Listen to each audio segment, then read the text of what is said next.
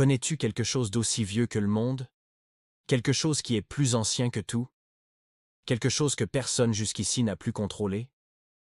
La réponse est sans doute difficile à trouver car tu iras la chercher au plus profond de ton cerveau, alors que la réponse est là sous tes yeux. C'est le temps. Le temps est la plus vieille chose qui a existé dès le commencement de tout. Les hommes qui ont existé avant nous avaient leurs moyens pour se situer dans le temps.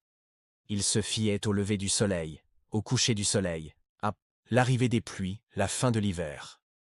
Puis les premières montres ont été inventées. Et de cette période à maintenant, nous nous repérons dans le temps. Nous savons qu'il y a eu un passé, que nous sommes dans le présent et le futur est devant nous. Mais en réalité, à part nous situer dans le temps, nous n'avons aucun contrôle sur cet élément.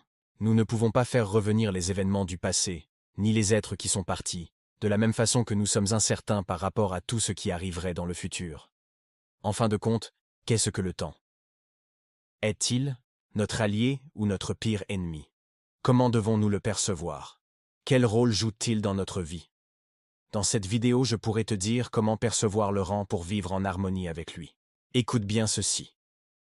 Le temps est ce compagnon silencieux que l'on ne peut ni voir ni toucher, mais dont la présence gouverne chacun de nos gestes.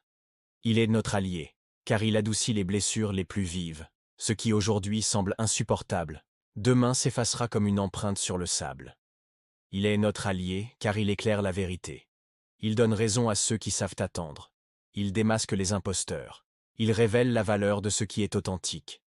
Il est notre allié, car il enseigne la patience. Il fait germer les graines de nos efforts.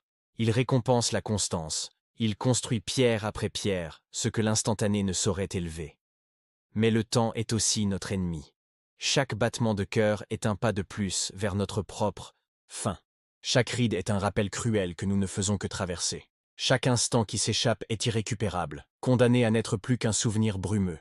Le temps nous épuise, il nous dépouille de notre force, de nos illusions, de nos rêves d'éternité. Nous vieillissons sous son regard indifférent, nous courons contre lui alors qu'il avance sans se retourner. Lutter contre le temps est vain. Ni la colère, ni l'orgueil, ni la haine et pas même l'amour ne peuvent le retenir.